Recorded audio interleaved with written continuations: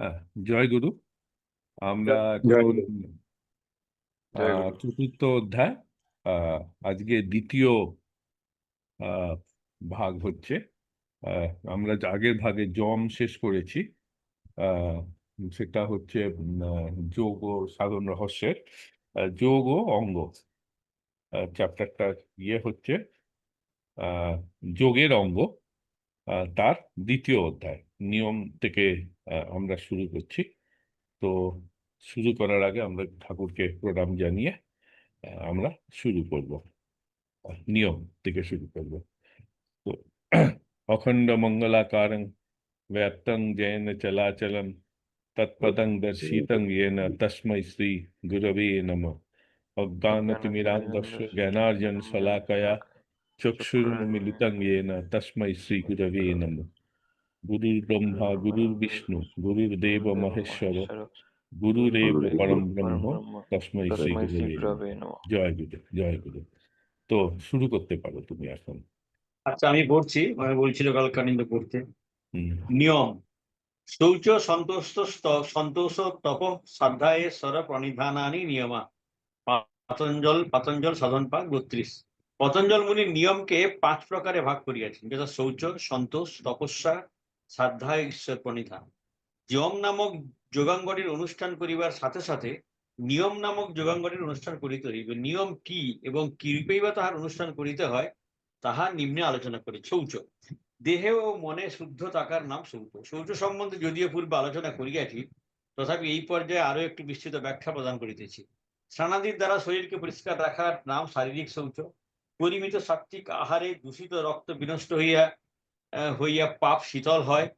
প্রাণের এই প্রকার শীতলা থেকে প্রাণের শৌচ বলা হয়। আবার পাপ, পুণ্য, সুখ, দুঃখ বিষয় যথাক্রমে মৈত্রী, করুণা, মুদিতা ও উপেক্ষা অবলম্বন করিলে জলবুদ্বুদ তুল্য ক্ষণস্থায়ী মরণধর্মী এবং মলমূত্রাদিপূর্ণ অন্য অন্য বিকারগ্রস্ত শরীরের প্রতি কোনো মোহ থাকে না।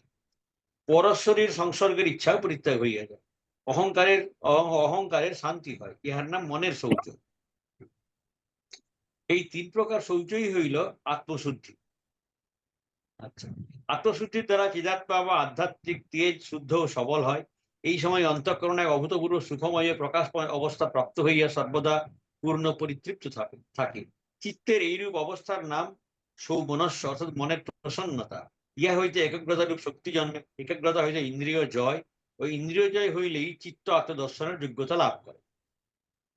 ঠিক আছে। হুম। সন্তোষ: সন্তোষ শব্দের অর্থ হইল পরিতৃপ্তি। বিনা চেষ্টায় যাহা লব্ধ হইবে তাহাতেই পরিতৃপ্ত থাকিবে।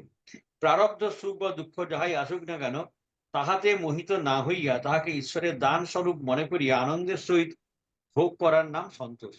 এইরূপ অভ্যাসের দ্বারা সন্তোষ প্রতিষ্ঠিত হইলে তোমার চিত্তে এক প্রকার উপমা রহিত বিষয় নিরপেক্ষ সুখ জন্মিবে। উপমা রহিত কি? তপস্যা। হ্যাঁ, তপস্যাটা করে নাও, তারপর ডিসকাশন না না, যাচ্ছি। আচ্ছা। শ্রদ্ধা সহকারে গুরু নির্দিষ্ট ব্রত নিয়মাদির অনুষ্ঠান করার নাম তপস্যা। যোগমার্গ অনুসারে বলা হয় যে সাধক যখন প্রাণে মন দিয়া ষটচক্রে প্রাণ চালনা দ্বারা প্রাণায়াম করিয়া তপলেকে অর্থাৎ আজ্ঞাচক্রে প্রাণ প্রাণ স্থির করেন, তখন তিনি তপস্বী। এই অবস্থাতে মন একদেশবর্তী অর্থাৎ একটিমাত্র নির্দিষ্ট তত্ত্ব অবলম্বন করিয়া থাকে। যখন সাধক অনাসক্ত হয়, তখন তাহার যত্রতত্র মনোজাতি তত্রৈব ব্রহ্ম লক্ষ্যতে এই অবস্থা আসে। তখন মন কোন নির্দিষ্ট একটি তত্ত্ব অবলম্বন করে না। সাধক তখন ব্রহ্মাকার বৃত্তি লইয়া যোগী হইয়া থাকেন। তপস্যা ব্যতীত যোগ সিদ্ধ হইবার সম্ভাবনা নাই। না না তপস্বিন যোগ সিদ্ধাতি। তপস্বী না হইলে যোগ সিদ্ধ হইবে না। মানুষের চিত্তে যে অনাদিকালের বাসনা ও অবিদ্যা অজ্ঞান বদ্ধমূল হইয়া আছে, তাহা তপস্যা ব্যতীত ক্ষয় হইবার নহে। এই বিষয়ে ভাগবতে আছে, কর্মাণি কর্মবিকুর্বন স্বনিমিত্তানি দেহভৃত তত্তৎ কর্ম ফলং গৃহ্যেন ভ্রমতিহ সুখেতরম। দেহাভিমানী জীব কর্মসমূহের বসে, অর্থাৎ ফলকামনায় কর্ম করিয়া তদনুযায়ী দুঃখ সুখময় কর্মফল ভোগ করিয়া এই সংসারে জন্মগ্রহণ করিতে বাধ্য হয়। শাস্ত্রে বলা হইয়াছে, অবশ্যমেব ভোক্তব্যং কৃতং কর্ম শুভাশুভং, অর্থাৎ শুভ বা অশুভ সেই যে দুই প্রকার কর্ম করা হোক না কেন, তাহার ফল অবশ্যই ভোগ করিতে হইবে। এই সুখ দুঃখ ভোগ করিবার জন্ম জন্ম মৃত্যুর খেলা প্রলয়কাল অবধি চলিতে থাকিবে। যোগবশিষ্ঠ রামায়ণে আছে, পূর্ব পূর্ব জন্মের কর্ম আমার সাধ্যের ভিতরে ছিল বলিয়াই তো সেই কর্ম করা আমার পক্ষে সম্ভব হইয়াছিল। কিন্তু সেই কর্মের ফল অদৃষ্ট রূপে বর্তমান জন্মে এমন ভাবে ঘাড়ে চাপিয়া বসিল যে তাহার হাত হইতে কাহারও নিষ্কৃতি নেই। যদি যদি কেহ বর্তমান জন্মে প্রবলতম কর্ম ও তপস্যা দ্বারা পূর্ব পূর্ব জন্মের কর্মফলকে অতিক্রম করিতে পারে, তবে সে কর্মফলের বিভীষিকা হইতে মুক্ত হইতে পারিবে। সুতরাং বাসনা নাশের নিমিত্তে তপস্যা করা প্রয়োজন। হুম। তো কল্যাণদা এই পার্টটা হুম শৌচ তো শৌচ মানে ইম্পর্টেন্ট যেটা বলা হচ্ছে শৌচ সন্তোষ ও তপস্যা। হুম না, সবটাই ইম্পর্টেন্ট। হুম তো শৌচটার ইম্পর্টেন্স যথেষ্ট, তার কারণ দৈহিক সুচিতাটাই একমাত্র নয়। আহ, এখানে মনের সেই লেভেলের সুচিতাটাও সমান ইম্পর্টেন্ট, যার জন্য বলছেন না যে ওই মৈত্রী, করুণা, মুদিতা, উপেক্ষা এগুলো নিয়ে সুখ দুঃখের সমান থাকা। অর্থাৎ আমাদের মন যেদিন মনটা বিক্ষিপ্ত থাকে, বিরক্ত থাকে, সেদিন তো ক্রিয়া ভালো হয় না, এটা তো সকলের উপলব্ধি। আবার ক্রিয়া করতে করতে শান্ত হয়, কিন্তু মনটাকে যদি শান্ত রাখা যায়, স্নিগ্ধ রাখা যায়, পবিত্র রাখা যায়, রামদাস কাঠিয়া বাবা বলতেন সর্বদা শুক্ল রাহানা। সবসময় যদি মনটার ভেতরে কোনো কাদা, কোনো রকম আবিলতা না রাখা যায়, তাহলে তো মনটা একটা উন্নত ভূমিতে থাকছে, তখন তো ক্রিয়া অত্যন্ত ভালো হয়। তো সেই জন্য শৌচটার এত প্রয়োজন। সেই কারণেই কিন্তু আমরা স্নান টান করে পবিত্র হয়ে আসনে বসি, এবং সেই কারণেই আমরা আসনে বসার আগে একটু প্রার্থনা করি যাতে মনটা এই দৈনন্দিনতার পঙ্ক থেকে যাতে একটুখানি রেহাই থাকে। তো সেই জন্য শৌচর প্রয়োজন আছে। শৌচটা এটা খুব প্রিলিমিনারি বস্তু মনে হতে পারে, কিন্তু আত্মশুদ্ধির সঙ্গে তো এর একটা নিবিড় সম্বন্ধ আছে না। তো আসলে প্রিয় ঠাকুর বলেছেন আত্মশুদ্ধির দ্বারা চিদাত্মা বা আধ্যাত্মিক তেজ শুদ্ধ ও সবল হয়। তো তার মানে এই সময়টায় অন্তঃকরণে, হৃদয়ের ভেতরে একটা খুব সুন্দর অনুভব হয়। তো আমরা এটা উপলব্ধি করতাম যে বাড়িতে ক্রিয়া করছি, ঠিক আছে, হচ্ছে, ঠাকুরের সামনে বসে যখন ক্রিয়া করছি সে একটা আলাদা অনুভব। তো তার এই যে তার উপস্থিতি, তার যে একটা এরকম ব্রাহ্মী স্থিতি, যেটা তার যে, তিনি তো স্বয়ং ভগবান না, সেই স্বরূপটার প্রভাবে এত সুন্দর হয়। তো মনটা যদি, মনের সেই শৌচটা যদি থাকে, মনে রাখতে হবে এই জন্য কিন্তু এই যে তিলক করে, তিলক করা মানে কি, এ তো শরীরটাকে মন্দির কল্পনা করা, তো শৌচেরই অঙ্গ। তিলকে যে তিলক সভা যে করেন বৈষ্ণবরা, তার উদ্দেশ্য কিন্তু তাই।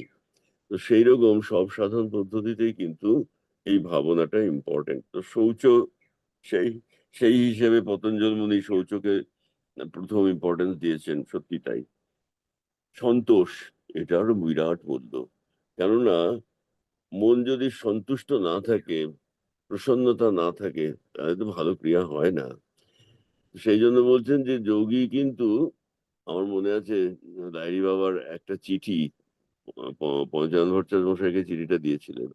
যোগী হইতে গিয়া দুর্বল হৃদয় কেন, গাছের ছায়া তো কেহ করিয়ালয় নাই, নদীর জল তো কেহ কাড়িয়ালয় নাই। এই জায়গাগুলো আমাকে ভীষণ স্পিরিট, মানে আমি খুব উদ্দীপ্ত হতাম এগুলো পড়ার সময়।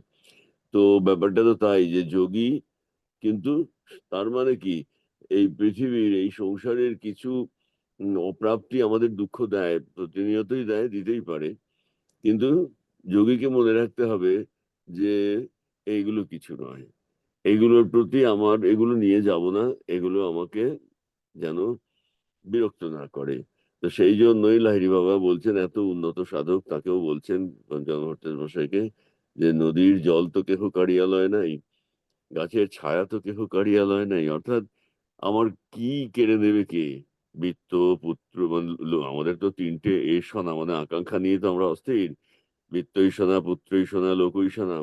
তো তো সত্যি এগুলো 24 ঘন্টা এগুলোর মধ্যে থাকি বলেই এগুলো মনকে ঘিরে রাখে, কিন্তু এগুলো তো সাধনের বিপরীত বস্তু।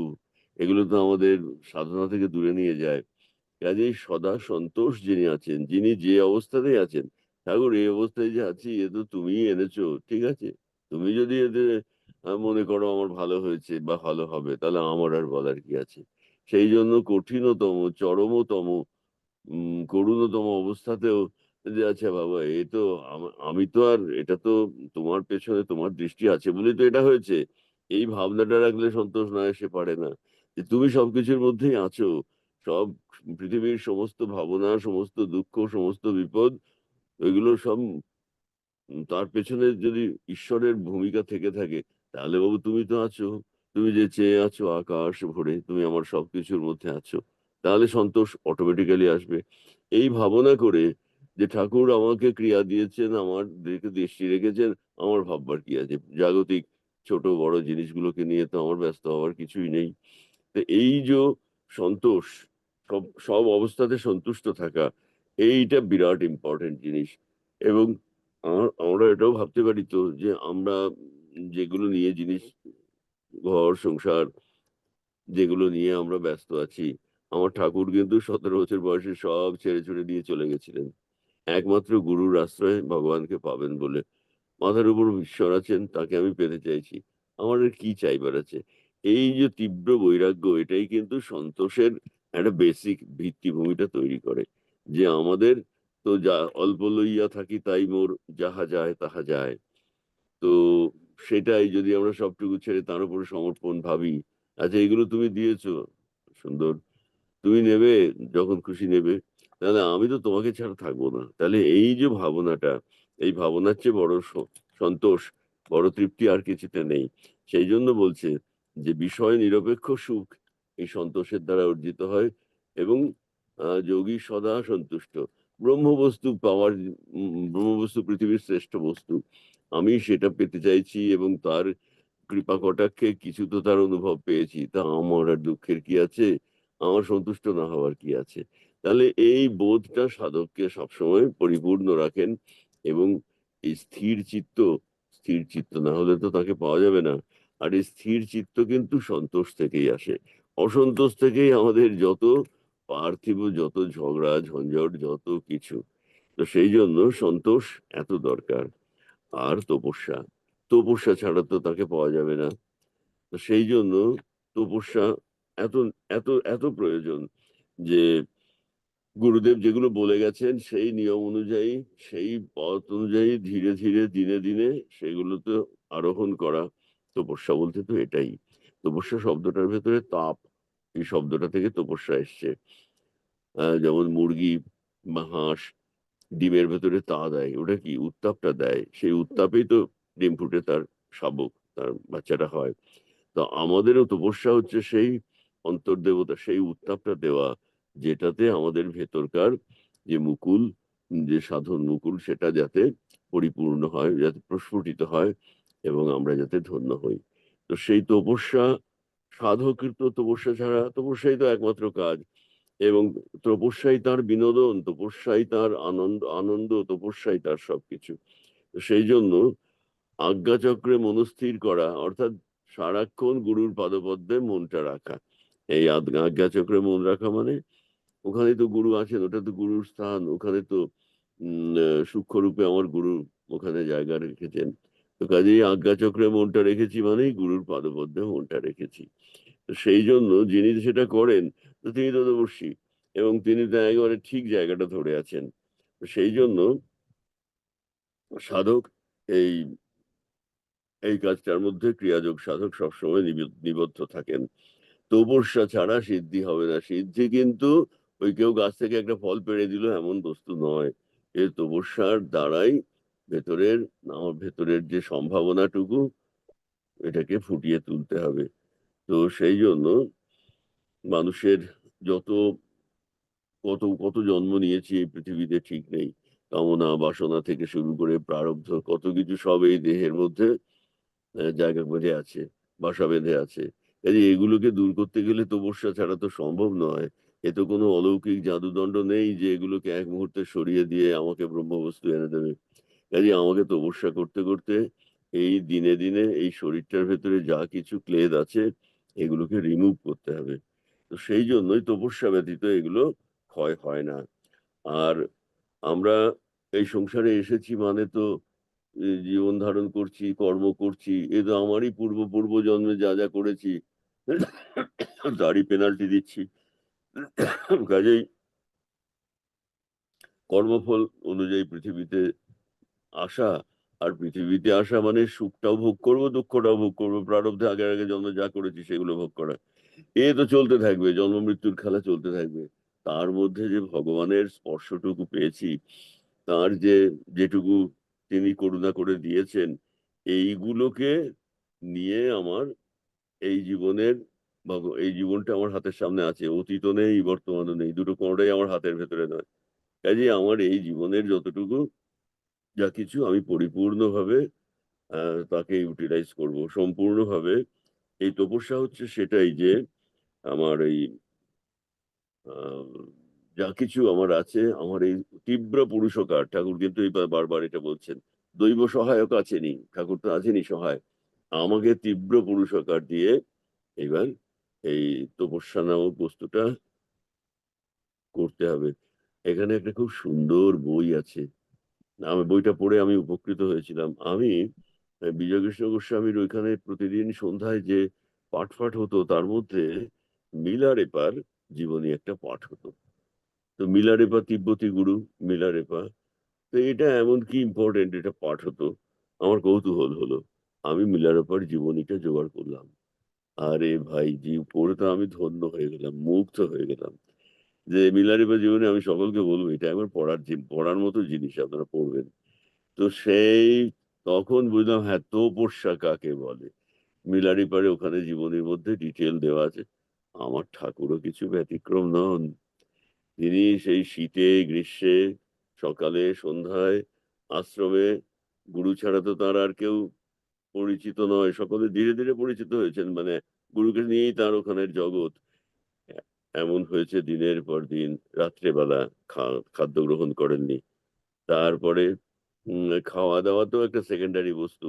ওই গুরুর কাজ করেছেন, আশ্রমের কাজ করেছেন, আর তপস্যা ঘন্টার পর ঘন্টা ক্রিয়া করে গেছেন। তবে না এই 4 ঘন্টার মধ্যে ক্রিয়াযোগের, 4 দিনের মধ্যে ক্রিয়াযোগের সমস্ত কিছু কমপ্লিট করতে পেরেছেন। তপস্যাটা ছিল, তপস্যা বা সাধনা ছিল বলেই তো সাধনানন্দ হয়েছিলেন।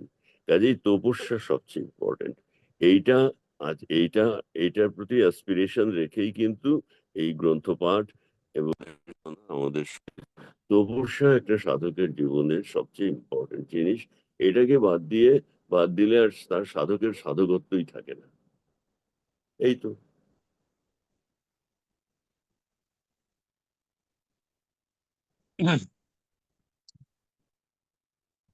হ্যাঁ, তো এখানে কারো কোনো প্রশ্ন আছে? কিন্তু এখানে একটা ব্যাপার আছে, সেটা হচ্ছে যে শৌচতে আহ দৈহিক শৌচর থেকে আমার মনে হয় যে মানসিক, মনের শৌচটা বেশি ইম্পর্টেন্ট।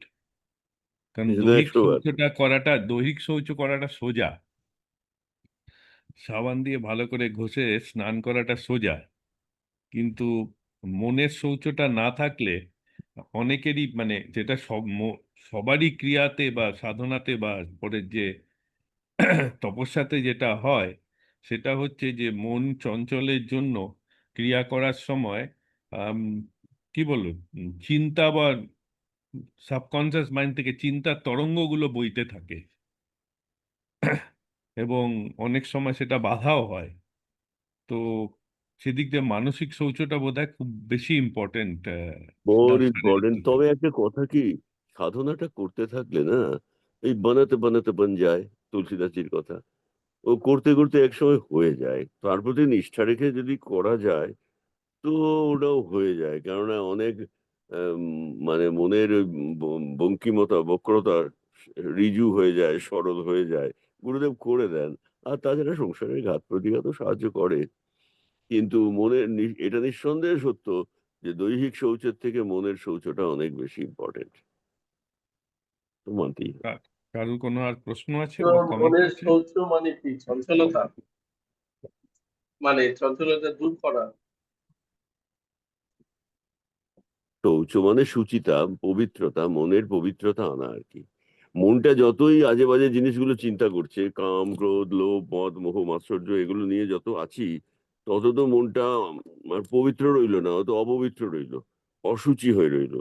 কাজেই যত সাধনার ভেতরে নিমগ্ন হচ্ছি, তত কিন্তু যত লীলা চিন্তা, ধ্যান, প্রাণায়াম, এগুলোর মধ্যে যত থাকছি, তত সেই নোংরাগুলো, সেই নর্দমার পাঁকগুলো তত ধোয়া হয়ে যায়, পরিষ্কার হচ্ছে আর কি। মনের যে চিত্ত মানে বুদ্ধি অহংকার যে যে যে স্তরগুলো আছে, সেই আমরা তো উপরের স্তরটাকে চেষ্টা করছি থামাবার, কিন্তু ভিতরের যে তরঙ্গের স্তরগুলো আছে, যেটাকে সাবকনশিয়াস মাইন্ডও বলা হয়, সেই স্তরগুলো কিন্তু শান্ত হয় না। মানে সেটাই হচ্ছে মনের শৌচ।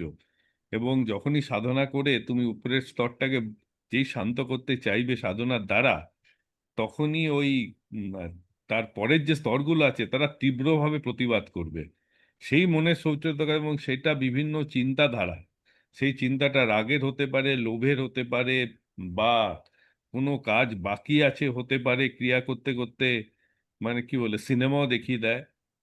তো সেগুলো যেগুলো আছে, তো সেটার থেকে মন যত শৌচ হবে, মন যত হবে, পরিষ্কার হবে, মন যত যেমন ক্রিয়া করতে সাধনা করতে করতেই হবে। মানে এটা একে অপরের পূরক।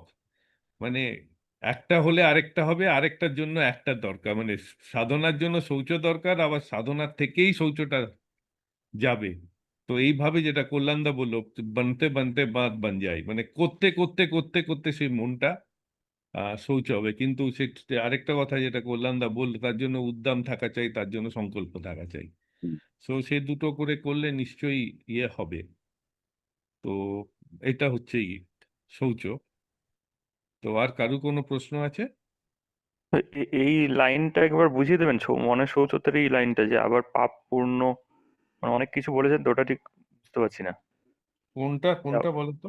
ওই মনের শৌচর লাইনটাই, আবার পাপ পূর্ণ, সুখ দুঃখ বিষয়ে যথাক্রমে মৈত্রী, করুণা, মুদিতা ও উপেক্ষা অবলম্বন করিলে জলবুদ্বুদ তুল্য ক্ষণস্থায়ী মরণ ধর্মী এবং মলমূত্রাদি পূর্ণ অন্য বিকারগ্রস্ত শরীরের প্রতি কোনো মোহ থাকে না।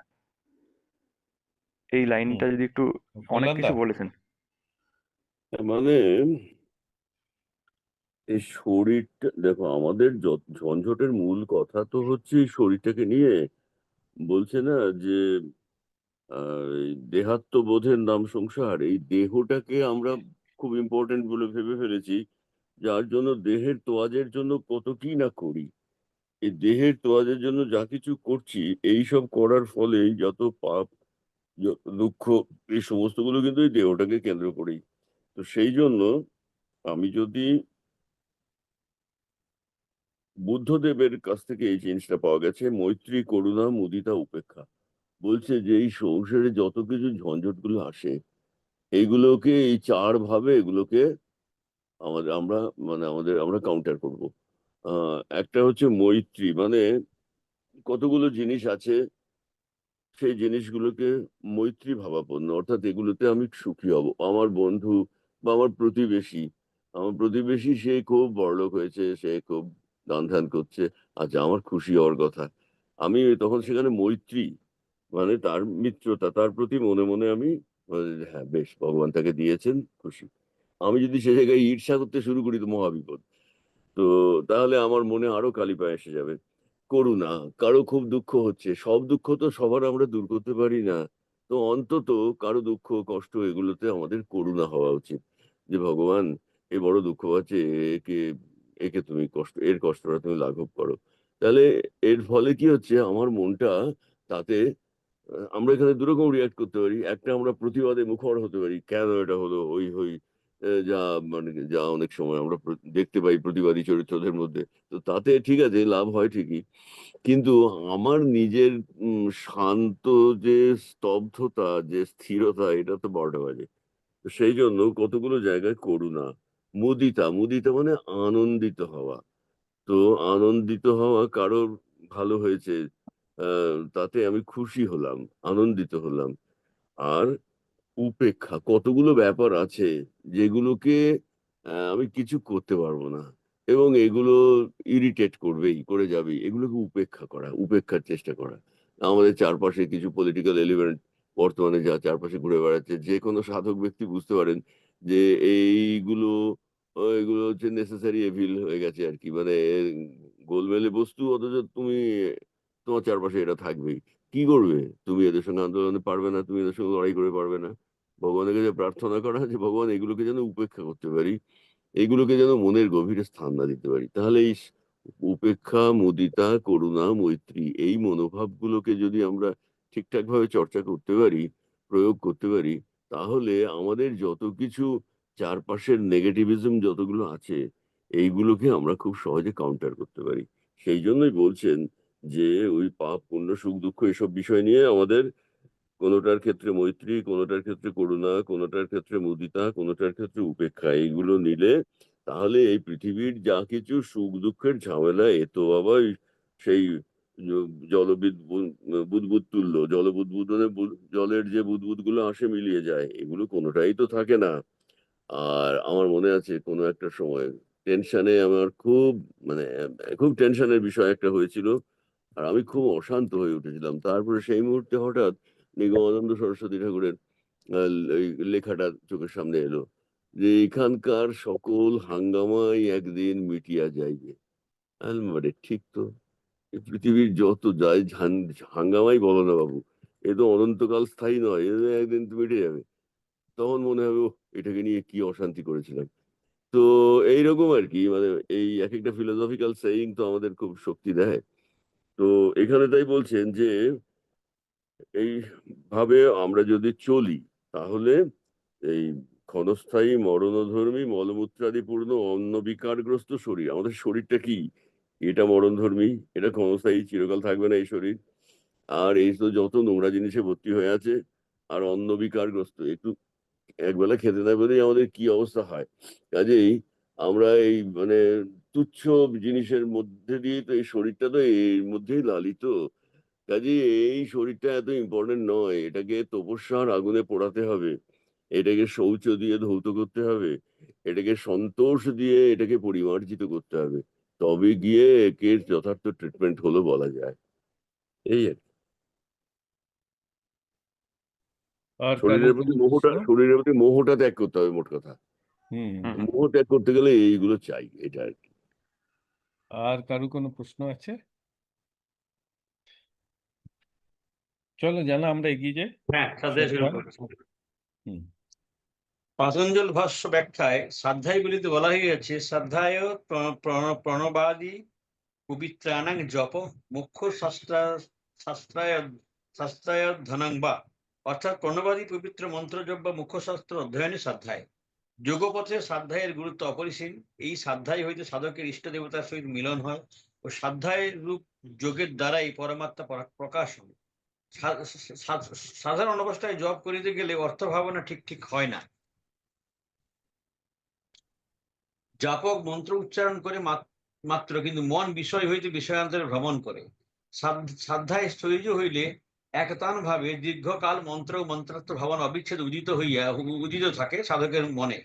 মুখ্য শাস্ত্রের কথা যথা বেদ বা ভক্তি শাস্ত্রাদি ভক্তিপূর্বক অধ্যয়ন হইতে বিষয় চিন্তা ক্ষীণ হইতে ক্ষীণতর হয় এবং পরমার্থে রুচি ও জ্ঞান বর্ধিত হয়। সুতরাং প্রণব প্রভৃতি ঈশ্বরবাচক শব্দের জপ অর্থ স্মরণ পূর্বক উচ্চারণ বা আধ্যাত্ম শাস্ত্রের মর্মানুসন্ধানে রত থাকার নামই শ্রদ্ধায়। গুরুপদিষ্ট পথে সংযত থাকিয়া তন্ময় হইয়া সদা সর্বদা প্রণব, ইষ্টমন্ত্র জপ, ইষ্ট দেবতার সূত্রপাঠ এবং শাস্ত্রাদি পাঠ করিতে করিতে ক্রমশ তাহা পরিপক্ক বা উৎকৃষ্ট অবস্থা প্রাপ্ত হয়। তখন সেই শ্রদ্ধায় নিষ্ঠ বা জপালি পরায়ণ সাধকের ইষ্ট দেবতা দর্শন হয় এবং ওই ইষ্ট পদে চিত্তের স্মৃতি জয় হইলেই সাধক সমাধিস্থ হইয়া যায়। এই প্রকার সমাহিত যোগীরই ঈশ্বর তত্ত্ব ও বিশ্ব ব্রহ্মাণ্ড সম্বন্ধে প্রকৃত তত্ত্বানুসন্ধানের তত্ত্বজ্ঞানের স্ফুরণ হয়। মহর্ষি পতঞ্জলি বলিয়াছেন, তপ সাধ্য ঈশ্বর প্রণিধানানি ক্রিয়া যোগ। তপ সাধ্য ঈশ্বর প্রণিধান, এই তিনটিকে ক্রিয়াযোগ বলে। এই ক্রিয়ারূপ যোগী ক্রিয়াযোগ। যোগের বা চিত্ত নিরোধের উদ্দেশ্যে ক্রিয়া করার নামই ক্রিয়াযোগ। এর মধ্যে তপ প্রাণায়াম, মৌন, সত্য, ধর্মানুষ্ঠান, দ্বন্দ্ব সহন, হইল শালীন ক্রিয়াযোগ। শ্রদ্ধায় বাচিক ক্রিয়াযোগ বা বাঙ্ময় তপস্যা। ঈশ্বর প্রণিধান মানস ক্রিয়াযোগ। জগতে যত প্রকার উপাসনা পদ্ধতি আছে তাহাদের প্রত্যেকের মধ্যেই এই 3 প্রকার তপস্যা পদ্ধতি বিদ্যমান। সকল ধর্মই পালনীয়। যোগ মার্গে আধ্যাত্মিক উন্নতির ক্ষেত্রে বাহ্য আচার অনুষ্ঠান অপেক্ষা আধ্যাত্ম সাধনার প্রয়োজনীয়তা অধিক। যোগ মার্গের ইহাই লক্ষণীয় বৈশিষ্ট্য বা উদ্দেশ্য। তাই মুক্তিগতগামী আত্মোন্নতি পরায়ণ যোগী সাধক আত্মসাধনায় নিমগ্ন থাকিয়াই ভব কারাগার হইতে মুক্তি বা উদ্ধার পাইতে চান। উদ্ধারকর্তা গুরু শিব, ভগবান, পরমাত্মা যাহাই বলি না কেন, তিনি সাধকেরই স্বদেহস্থ ঊর্ধ্ব দেশে সদা বিরাজমান। সেই ঊর্ধ্ব দেশে সতত দৃষ্টি রাখিয়াই উদ্ধার পাওয়া যায়। যোগীগণের নিকট স্বদেহই ক্ষুদ্র ব্রহ্মাণ্ড বলিয়া পরিগণিত। সৃষ্টির উপরে অর্থাৎ এই দেহরূপ ব্রহ্মাণ্ডের ঊর্ধ্ব দেশ হইল সহস্রারে সহস্র স্নায়ুকেন্দ্রে মহা জ্যোতির্ময় পরম শিব আপন মহিমায় দীপ্যমান। উহাই তাহার নিজে নিকেতন। এই পরমেশ্বরই অজ্ঞান তিমির বিনাশী সূর্য স্বরূপ পরমাত্মা। ভিন্ন ভিন্ন সম্প্রদায় ইহাকে ভিন্ন ভিন্ন নামে অবহিত করেন। ভগবান গুরু শ্রীকৃষ্ণ পরমানন্দ সেই মহাদেশে স্বনিকেতনে থাকিয়া সুমধুর বংশীধ্বনি করিতেছেন। অকুল জীবকে কুল দিবার জন্য প্রণব ধ্বনিতে আত্মাধাম মুখরিত করিয়া ওঙ্কারের ঝঙ্কারে দিগমণ্ডল প্রফুল্লিত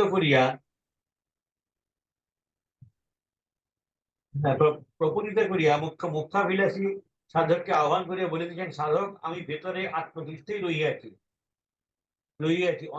অন্তর ছাড়া আমাকে কোথাও পাইবে না। আমাকে ভেতরে ঊর্ধ্বে দেখিতে পাইলে বহির জগতে সর্বত্রই দেখিতে পাইবে এবং তাহাকে সর্ববস্তুর জ্ঞান হইবে। সুতরাং আত্মতীর্থেই ঈশ্বরকে, আত্মাকে, ব্রহ্মকে অবগত হইতে হইবে। তাহাকে অবগত হওয়ার জন্য তাহার বাচক প্রণবকে, তস্য বাচক প্রণব সমাধিপাত অবলম্বন করিতে হইবে। তাই শাস্ত্র বলিতেছেন, পাপ বিনাশক পবিত্র প্রণব ধ্বনিতে সাধককে সমাহিত হইতে হইবে।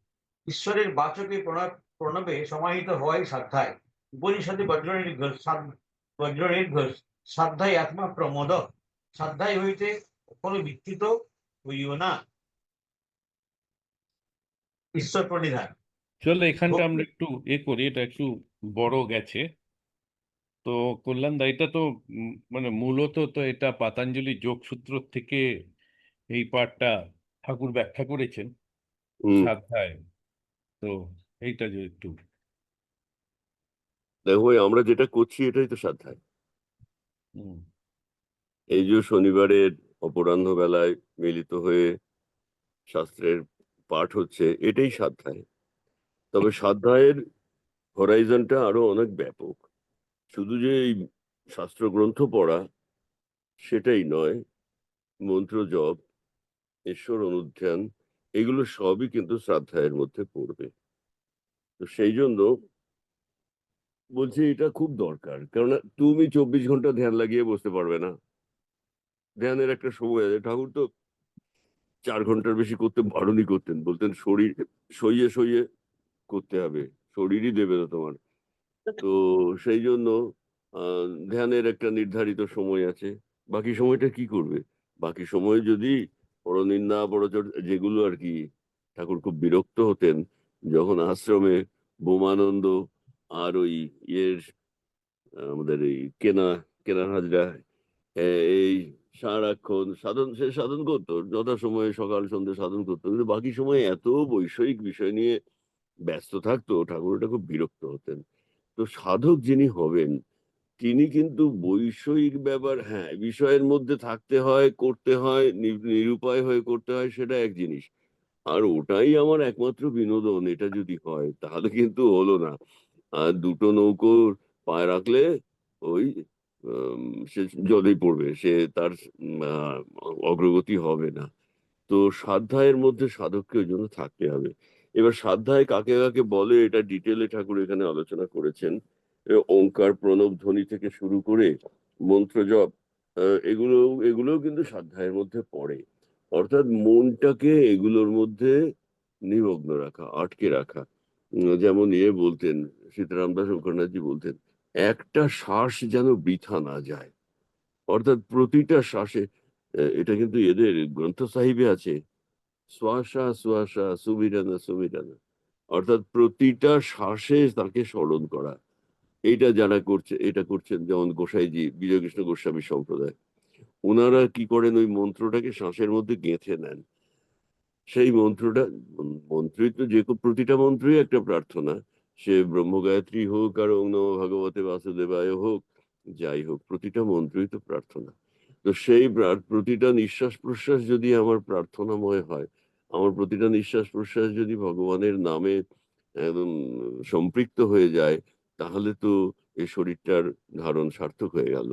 তো সেই জন্য এই স্বাধ্যায়ের মধ্যে মন্ত্র জপ আছে, যে অর্থাৎ আসনে বসে যতক্ষণ যা করলাম করলাম, বাকি সময়টা মন্ত্র জপ করা। আমাদের লাইরি বাবার সহজতম টেকনিক, পরাবস্থায় থাকো, মানে একটা কিছুর মধ্যে আঁকড়ে থাকো, একটা কিছুর মধ্যে নিজেকে আটকে দাও। এবারে আসন থেকে উঠেই তারপরে আমি লেগে গেলাম যত পার্থিব ঝঞ্ঝটের ব্যাপারে, তাহলে কিন্তু হলো না। উনি বারবার বলছেন ক্রিয়া করো আর পরাবস্থায় থাকো। তার মানে এই পরাবস্থায় থাকা, আমাদের আলাদা করে স্বাধ্যায়ের কথা যদি কেউ নাও করতে পারে, তার কিছু এসে যায় না, কেননা সে তো পরাবস্থায় আছে, মানে সেই যে ব্রহ্মবস্তুকে উপলব্ধি করেছিল আজ্ঞা চক্রে, সে তাকে ধরে আছে, বুড়ি ছুঁয়ে আছে। তাই সংসারের আবিলতা তো তাকে আর মোড় করতে পারবে না। তো সেই জন্য আমাদের যাতে সংসারের নেগেটিভ জিনিসগুলোতে যাতে আমরা বিচলিত না হয়ে যাই, এই জন্যই স্বাধ্যায়ের কথা। স্বাধ্যায়ন মা প্রমথিতব্যম, স্বাধ্যায় থেকে বিচ্যুত হব না আমি। তার মানে আমি প্রতিটা মুহূর্ত, প্রতিটা দিন, প্রতিটা মানে পল বিপল আমি কিন্তু এই তাঁর ভাবনায় ভাবিত হয়ে থাকবো। মনটার আমি যথার্থ সৎ ব্যবহার তাহলেই করা হবে, বলা হবে। এবং সেই জন্য বলছেন যে স্বাধ্যায়ের গুরুত্ব অপরিসীম। তো এই স্বাধ্যায়ে ইষ্ট দেবতার সাথে মিলন হয়। তার মানে আমার তাহলে আসনে বসে থাকা আর আসনের বাইরে থাকার মধ্যে তফাৎ রইল না। তারই অনুধ্যানে, তারই পাদপদ্মে, তারই অনুচিন্তনে আমার মনটা, এই মনটাকে নিয়েই তো যত গোলমাল না। মনেই বদ্ধ মনেই মুক্ত, মনটাই তো সেই বলছে যে প্রতি মুহূর্তেই মর্কটের ন্যায় বাঁদরের মতো এই ডাল থেকে ওই ডাল লাফিয়ে বেড়াচ্ছে। ওটাকে কান ধরে যদি আমি একেবারে ভগবানের পাদপদ্মে আটকে দিতে পারি, তাহলে তো মনের যথার্থ ব্যবহারটা হলো, সৎ ব্যবহারটা হলো। তো সেই জন্য, আচ্ছা, আবার এখানে যেমন আরেকটা জায়গা হচ্ছে অর্থ ভাবনা। সাধারণ অবস্থায় জব করতে গেলে অর্থ ভাবনা ঠিকঠাক হয় না, অর্থ ভাবনাটা দরকার আছে। জপের ক্ষেত্রে অর্থ ভাবনা কেন দরকার? পতঞ্জলি নিজেই বলছেন কিন্তু, তজ্জপস তদর্থ ভাবনাম, জপ করবে অর্থ ভাবনা করবে। আমি কাঠিয়া বাবাজি সম্প্রদায়ের সাধন পদ্ধতির খোঁজ নিচ্ছিলাম।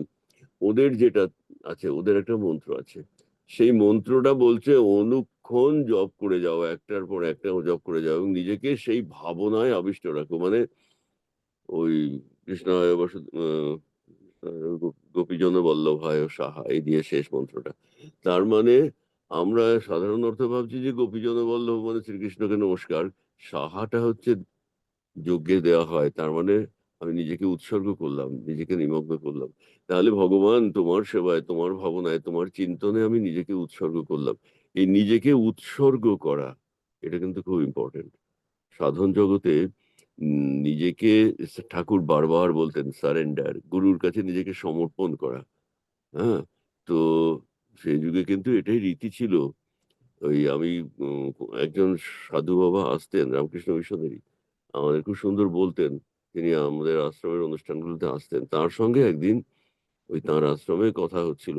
তা আমি তখন এই কথাটা বলেছিলাম যে দেখুন, সে যুগে যে নিয়ম ছিল যে সমিধ কাষ্ঠ মাথায় করে সমিধ নিয়ে যেত শিষ্য গুরুর কাছে। তার মানে গুরুর কাছে খালি হাতে তো সাধুর কাছে যেতে নেই। তো সে বনে থাকে, বনচর, সে যুগে তো দারিদ্রতা তাদের একটা নিত্য সঙ্গী ছিল। তো সে মাথায় করে সমিধ নিয়ে গুরুর কাছে গেল, গুরুদেব আমি আপনার ওই সমিধ নিয়ে এসছে, প্রণাম করেছে, আমি আপনার আশ্রয় চাই, মানে আমি আপনার সাধন পদ্ধতিতে দীক্ষিত হতে চাই। তা আমি বললাম, কেন সমিধ নিয়ে যাওয়া ভাই? আশ্রমে কি সেই যুগে কাঠের কমতি থাকতো? আদৌ নয়। সমিধটা একটা দৃষ্টান্ত। যেমন রবীন্দ্রনাথের গানে আছে না, ধূপ আপনারে মিলাইতে চাহে গন্ধে, গন্ধ সে চাহে ধূপেতে হইতে হারা। গুরুদেব আমি তোমার সাধনে, তোমার পাদপদ্মে, তোমার ক্রিয়াতে আমি নিজেকে নিঃশেষ করে দিতে চাই। এটার প্রতীক হচ্ছে এই সমিধ, যজ্ঞকাষ্ঠ। তো সেই রকম এই মন্ত্রের অর্থ ভাবনা সেইখানে ওনাদের যেটা রামদাস কাঠিয়া বাবাজি সম্প্রদায়ের, ওটা হচ্ছে যে সোয়াহা, মানে অর্থাৎ আমি নিজেকে নিঃশেষ করে দিতে চাই প্রভু তোমার পাদপদ্মে। তাহলে এই যে ভাবনাগুলো, একটা লোক যদি সারেন্ডার পরিপূর্ণ করতে পারে, তো অহংকারের ঠিক বিপরীতে তো হচ্ছে সারেন্ডার। সারাক্ষণ তো বিভিন্ন রকম অহংকারের প্রকাশের মধ্য দিয়ে আমাদের হেঁটে যেতে হয়। ঠিকঠাক সমর্পণ যদি করতে পারি, তা যে সমর্পণ হবে তাকে তো অহংকার তো তার কাছে মাথা তুলতে পারবে না, ওই আসল শত্রুটা তো দোকানেই ধ্বংস হয়ে যাবে। তো সেই জন্য বলছেন যে মন বিষয় থেকে বিষয়ান্তরে করে, কিন্তু এই মনের অর্থ ভাবনার মধ্য দিয়ে যদি চলে, মনটা যদি সারাক্ষণ ওইটাতেই ভ্রমণ করে, তাহলে তো যত রকম আপত্তিকর বস্তুগুলো, যেগুলো সাধনার বিরুদ্ধ ভাবগুলো, সেগুলো আসার সুযোগই পায় না। আমাদের পড়া অবস্থায় যদি মনটাকে যদি ওখানে অ্যাটাচ করে রাখি, সেই যে আসনে বসে তাকে পেয়েছিলাম এবং সেই রেস্টটুকু ধরে যদি আমি থাকি, তার মানে তো তাকেই ছুঁয়ে আছি। তাহলে তো আমার প্রতিটা পদচারণা, আমার প্রতিটা নিঃশ্বাস প্রশ্বাস তো তাঁর দ্বারা স্পন্দিত হচ্ছে। তাহলে এর চেয়ে শ্লাঘার বিষয়, এর থেকে আর আগ্রহের বিষয়, গ্রহণীয় বিষয় তো আর কিছু নেই। তো সেই জন্য স্বাধ্যায়ের উদ্দেশ্য হলো এই, যে তার মধ্যে অ্যাটাচ থাকা এবং মন্ত্র জপ, মন্ত্রার্থ ভাবনা, এগুলোকেও স্বাধ্যায়ের মধ্যে ফেলা হয়েছে, শুধু গ্রন্থপাঠ নয়। কেননা এগুলোর দ্বারাও মনটা উদ্দীপিত হয় এবং সবটারই উদ্দেশ্য হলো মনের সাবলিমেশন, মনটাকে মনের ঊর্ধ্ব গতিতে আনা। এই তো।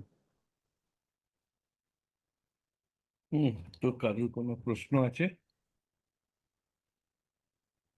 কল্যাণদা খুব ভালো করে বোঝালেন স্বাধ্যায়। হ্যাঁ, ভালো হয়েছে, সত্যি খুব ভালো লাগলো। তো কমেন্ট প্রশ্ন না থাকলে তাহলে আমরা এগোই।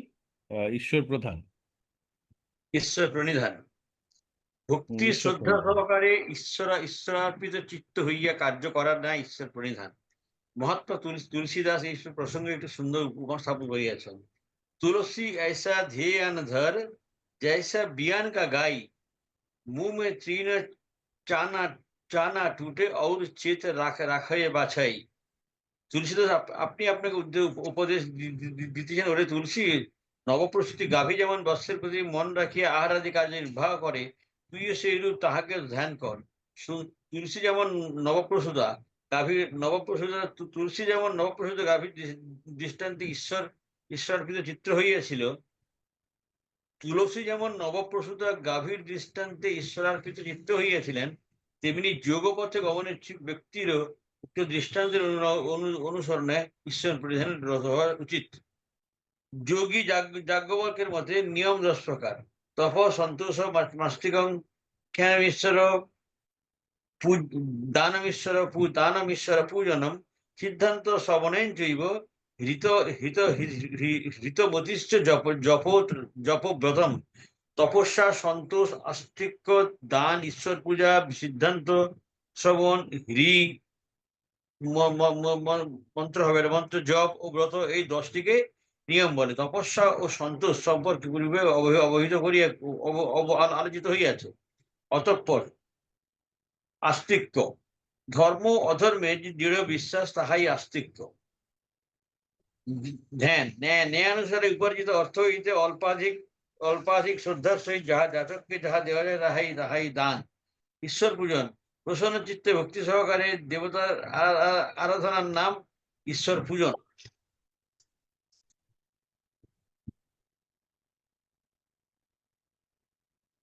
বিষয়ানুরাগ বর্জিত হইয়া মিথ্যা ও দুষ্ট বাক্য কথনাদি পরিত্যাগ করিয়া হিংসাদি কার্য হইতে বিরত হওয়াকে ঈশ্বর পূজন বলে। সিদ্ধান্ত শ্রবণ, পণ্ডিতগণ বেদান্ত বাক্য শ্রবণ করাকে সিদ্ধান্ত শ্রবণ বলেন। বিপ্রগণের ন্যায় ক্ষত্রিয়গণের সিদ্ধান্ত শ্রবণের বিধি আছে। তাহার মধ্যে সাধু চরিত্র শ্রবণ, শস্যবৃত্তিশীল বৈশ্যগণের সিদ্ধান্ত শ্রবণ করিয়া কথিত। কাহারও মতে সাধু চরিত্র শ্রবণ স্বস্ববৃত্তিতে বৈশ্যগণের সিদ্ধান্ত শ্রবণ বলিয়া কথিত। বোঝা গেল না।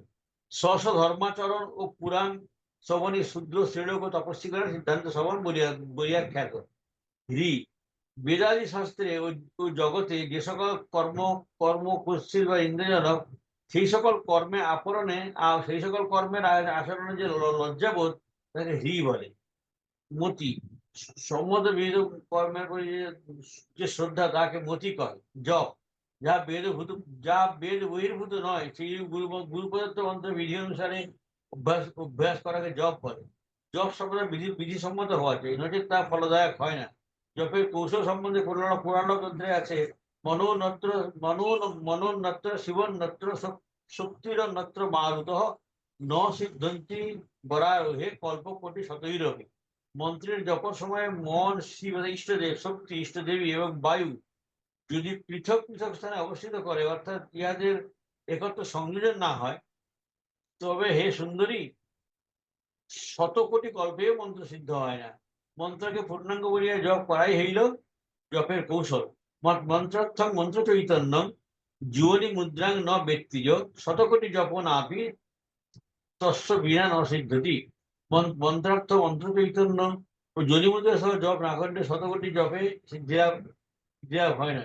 জপের এই কৌশল দীক্ষাগুরু বা শিক্ষাগুরু নিকট হইতে লইতে হয়, নতুবা সাধনে সিদ্ধি আসে না। ব্রত গুরু প্রসন্ন হইয়া পূর্বেরই যে উপদেশ করেন, পরে তাহার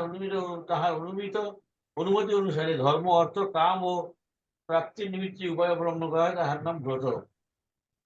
পাতঞ্জল এবং যাজ্ঞবল্ক্য প্রণীত নিয়ম সম্পর্কিত অঙ্গগুলির মধ্যে মতান্ত পরিলক্ষিত হইলেও উভয় মত সেই একই রক্ষা পোষণ।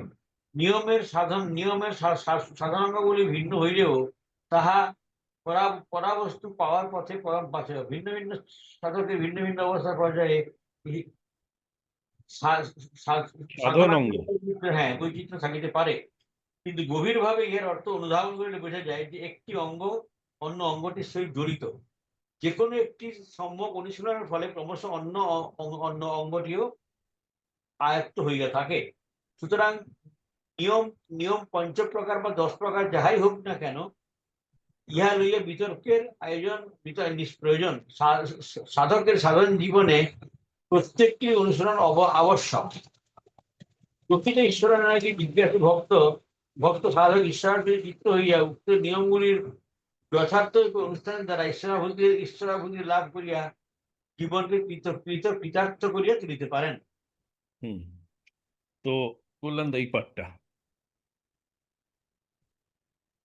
আচ্ছা, তাহলে ঈশ্বর প্রণিধান তো আমাদের মনে হচ্ছে আমরা আলোচনা করলাম।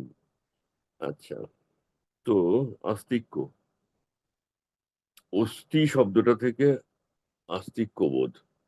তো আস্তিক আর নাস্তিক দু রকম আছে।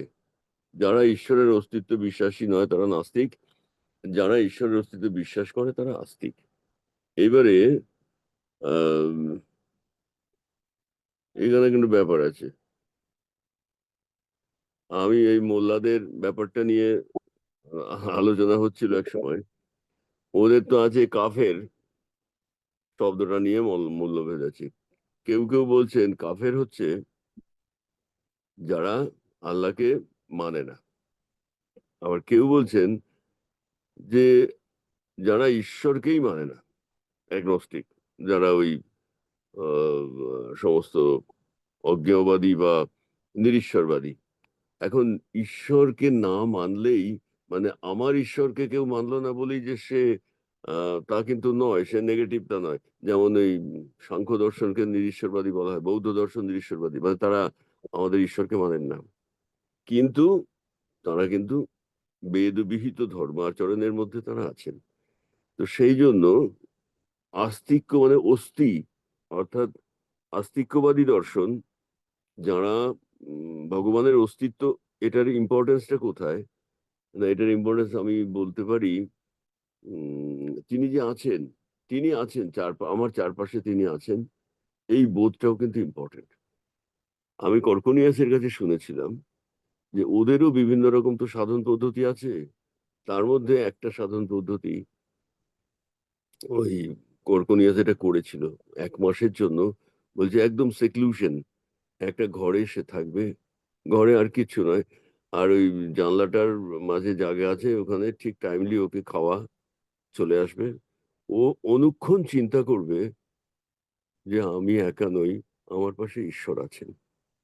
তো কর্কনিয়াস বলছিল আমি 27 দিনের মাথায় টের পেলাম যে হ্যাঁ, আমার পাশে একজন আছে, তার নিঃশ্বাস পড়ছে, সে আমার মানে সঙ্গে আছে, মানে আমি অনুভব করলাম যে হ্যাঁ, আমি একা নই। 27 দিন পরে এটা ওর মুখ থেকেই আমার শোনা।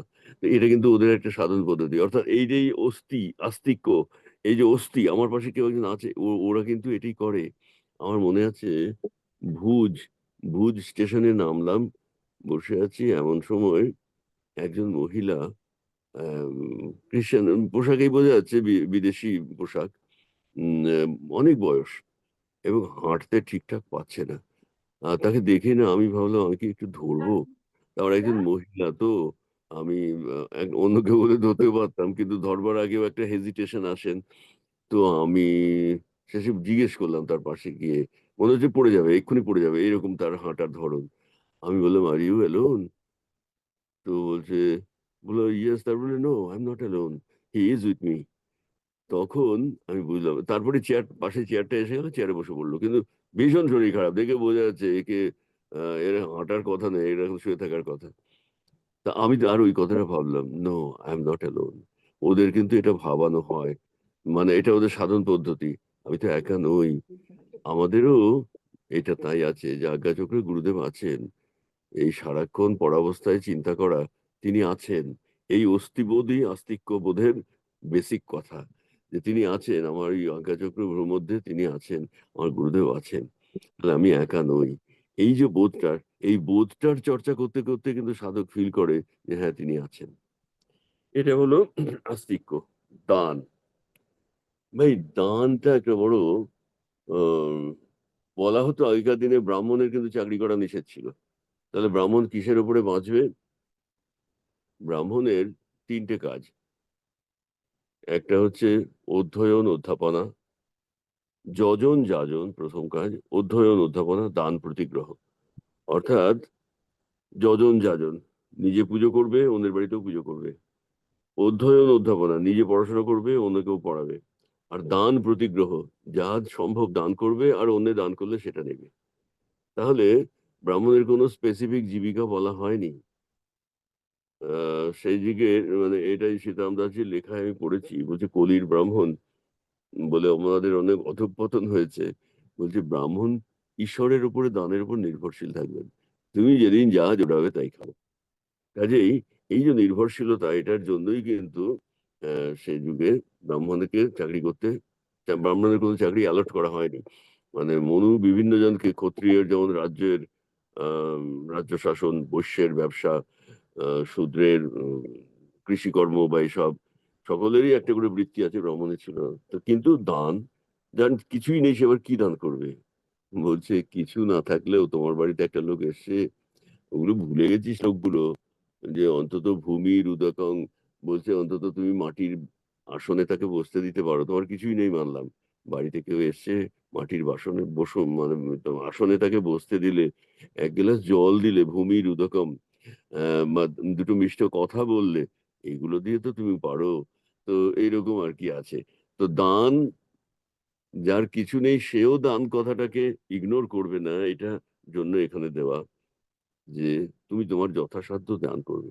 আবার বলছে বিদ্যা দানের চেয়ে শ্রেষ্ঠ দান নেই। তারপরে ব্রাহ্মণ তো সেই ওই ধনে ধনে ধনী না, কাজেই বিদ্যা দান করবে, সেটা সমান, ইকুয়াল। এবং আমরা তো সে যুগের ব্রাহ্মণদের কথা পড়েছি, জেনেছি, সেই বুনো রামনাথ, সংসারের কোনো অভাবই নেই, যে রাজা জানতে এসছেন আপনার অভাব কি, বলে অভাব, অভাব মানে ভাবের ঘাটতি না, আমার তো সবই মীমাংসা করে ফেলেছি, অভাব তো কিছু নেই। বলে আরে না, কোনো অনটন আছে কিনা? এ তো আমি জানি না, এ তো আমার স্ত্রী জানেন। স্ত্রীকে বলা হচ্ছে না, এই ছাত্ররা ভিক্ষা করে আনে, চাল তো হয়ে যায়। আর এই তেঁতুল গাছের প্রচুর, আমার স্বামী খুব তেঁতুল পাতার ঝোল খেতে ভালোবাসেন, তা উনি রেঁধে দেন এই তেঁতুল পাতার ঝোল, আর ভাত খেয়ে সে নব্য ন্যায় পড়াতেন। এবং তার জন্য ভারতবর্ষের কোথায় তক্ষশিলা, কোথায় সেই মদ্রদেশ, তার কাছে আসতো। তো ওই প্লেন লিভিং হাই থিঙ্কিং, তো তারাও কিন্তু দান করতেন, বিদ্যাদান। কিন্তু দান শব্দটা আমাদের মনে হয় যে যার প্রচুর আছে সে তো দান করবে। আসলে দানের মানসিকতাটাই তো আসল। কতটা কি দিলাম সে তো অনেক পরে কথা। শ্রম দান, কোনো দানই কিন্তু ভগবানের কাছে সব দানই গ্রহণীয়। এইবারে দানের মানসিকতা, এটা নিয়ে কিন্তু কথামৃততে রামকৃষ্ণদেব কটাক্ষ করেছেন। সেই যুগেরই কোনো একজন প্রসন্ন কুমার ঠাকুর বা কি একজন, উনি বলতেন যে এ তো দান করতে গেলে তার আগে সাংবাদিক সম্মেলন করে, করে বেশ মাইক টাইক এ করে দান করছে, মানে লোকজন দেখিয়ে জাঁক জোক করে দান করছে। ওটা দান হচ্ছে না। ওটা ঠিক সেই দানকে কিন্তু দান বলা হচ্ছে না। হযরত মোহাম্মদের একটা কথা আছে, ডান হাত দান করবে, বাঁ হাত জানতে পারবে না। তার মানে দানটা হবে নিঃশব্দে, নীরবে। আর ওদের মধ্যেও দান আছে, তো ওদের তো ওই জাকাত বলে, যেটা আয়ের দশমাংশ দান করা। প্রত্যেকের এটা কম্পালসারি, আয়ের দশমাংশ দান করতে হবে। তো দান করলে মনটা পবিত্র হয়। ওই ইয়েতে আছে না, সদ্গুরু সঙ্গ ওটা আছে, মনটা ভালো লাগছে না, তারপরে রাস্তায় একটা ভিখিরিকে দিল, মানে মনটা ধ্যান বসে না, মনটা শুষ্ক। তারপরে একটা ভিখিরি বা কাউকে কিছু পেলো, কিছু দিল, দেওয়ার পরে সে যেমন খেতে পায়নি, সে খেতে পেয়ে যেরকম খুশি হলো, মনটা ওর খুশি হয়ে গেল। বললে তার মানে এই সামান্য দানেই কিন্তু মনটা প্রসন্ন হলো, আসনে বসলো, আবার ধ্যান জপ শুরু করলো। তো অ্যাকচুয়ালি কিন্তু দানের মধ্যে থাকবে এইটা। দানের কথা বলা আছে, কিন্তু তৈত্তরীয় উপনিষদে বলা আছে, রিয়াদেয়ম শ্রীয়াদেয়ম, এই কথাগুলো আছে। শ্রীয়াদেয়ম মানে দানটা শ্রী সহকারে হবে। শ্রী মানে তো শ্রী, একটা সৌষ্ঠব, সৌন্দর্য। তার মানে ওই হাতে কয়েকটা টাকা ছুঁড়ে দিলাম, বলে ওটা দান হলো না। দান করজোড়ে নতমস্তকে হবে। এবং তারপরেই শ্রীয়াদেয়মের পরেই বলছে রিয়াদেয়ম। রি মানে লজ্জা, এখানে আছে রি কথাটা পরে আছে। রি মানে লজ্জা। ফলভাবে করবে যে আমি আর দিতে পারলাম না, আমি এইটুকু দিলাম, এইটুকুর বেশি দিতে পারলাম না। বা তোমার দানের মধ্যে যেন লজ্জা থাকে, শ্রী থাকে, অহংকারের বিস্ফোরণ যেন না হয় তোমার দান। তো এই জন্য দান কিন্তু ইম্পর্টেন্ট, এই জন্য দান স্থান পেয়েছে এখানে। আর তার মানে শ্রদ্ধার সাথে দান, কে দিচ্ছি, কাকে দিচ্ছি, সে তো ঈশ্বরকেই দিচ্ছি। সেই কথামৃতের সেই গল্পটা ছিল না, না এটা কথামৃত না, লীলা প্রসঙ্গে, যে তখন তো সব আহ ইয়েতে আহ রাসমণি রাসমণি দেবীর তো নতুন আশ্রম হয়েছে, মঠ হয়েছে। সব এই গঙ্গাসাগরে যাওয়ার পথে, আসার পথে সাধুরা থেকে যেত দু একটা দিন। তো তাঁদের এক একজনের কাছ থেকে এক একটা বিচিত্র বস্তু দেখতেন, এবং এগুলো কিন্তু রামকৃষ্ণদেবের তার মনোভূমিটা তৈরি করার পেছনে এর একটা খুব বড় ভূমিকা ছিল। তো সেইখানেই লীলা প্রসঙ্গে সারদানন্দজি লিখছেন যে এরকম একটা পাগল, সে বিচিত্র পাগল, পাগলটাকে একদিন দেখা গেল, পাগলটা নিজে খাচ্ছে, কেউ খেতে দিয়েছে, নিজে খাচ্ছে, আর কুকুরটাও খাচ্ছে।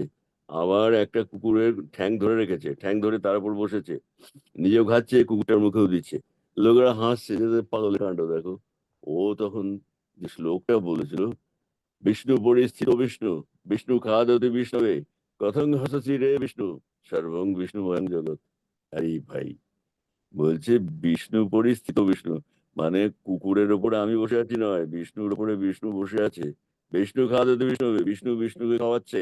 কথং হাসছি রে বিষ্ণু, হে বিষ্ণুরা তোমরা হাসছো কেন, সর্বং বিষ্ণু ময়ং জগৎ। আরে ভাই, এরকম পাগল পেলে তো, তো সেই গান আছে না, বাউলদের মনের মতো পাগল পাইলাম না। তো এ হচ্ছে গিয়ে, তো এ তো অন্য পাগল। তো সেই রকম, মানে তুমি যে কাউকে খাওয়াচ্ছ, তুমি যে কাউকে দান করছো, এইগুলোর ভেতরে ব্রাহ্মী ভাবনাটা থাকবে। এই আর কি, তুমি যে দান করছো, এই দানের মধ্যে তুমি একজনকে দিয়ে অনুগৃহীত করছো না, ভগবান এই রূপে তোমার কাছ থেকে নিতে এসেছেন তোমাকে পরীক্ষা করার জন্য, তুমি ধন্য হলে দিয়ে, এই বোধটা থাকা চাই। সেই জন্যই না বলছে রিয়া দেয়ম শ্রিয়া দেয়ম। তো এরপরে আছে না, রি কথাটা আছে, রি মানে লজ্জা। হ্যাঁ, রি কথাটা লজ্জা, মানে আমার আমার দান করার পরেও লজ্জা থাকা উচিত যে আমি এর বেশি পারলাম না। আচ্ছা, আরে তো এখানে সিদ্ধান্ত শ্রবণ, সিদ্ধান্ত শ্রবণ তো যেমনই আমরা গুরুর কাছে যা শ্রবণ করি, বেদান্ত বাক্যটাকে এই শ্রবণটাকে সিদ্ধান্ত শ্রবণ বলে। তো সিদ্ধান্ত শ্রবণ এটা যেমন শুধু ব্রাহ্মণ নয়, সকলেরই, মানে শাস্ত্রীয় সিদ্ধান্ত, শাস্ত্রীয় বাক্য, ওই সাধ্যাই হলো আর কি। এইগুলোকে এইগুলো মনন, শ্রবণম মননম নিদিধ্যাসনম, শুনতে হবে, মনন করতে হবে, নিদিধ্যাসন, এইগুলোকে ধ্যানগ্রস্ত হতে হবে এগুলোতে। তো এইভাবে করতে সকলেরই করতে পারে তার নিজের নিজের মতো। আর যেমন সিদ্ধান্ত শ্রবণ তো বেদান্ত বাক্যে, কিন্তু আমি দেখেছি মন তো এক এক রকম ভক্তমাল, মাঝে মাঝে ভক্তদের কথাও পড়তে হয়। শুধু বেদান্তে যেমন নাস্তি নেতি নেতি, কিছুই নেই, সবকিছুই মানে নেতি নেতি করে এগোনো, সেটা একটা দিক। কিন্তু ভক্তদের, এক একটা ভক্ত তো এক এক রকম, ভক্তমালের যে ভক্ত চরিত নাভাজির, মন অন্য জায়গায় চলে যায়। তখন মনে হয় হ্যাঁ তাই তো।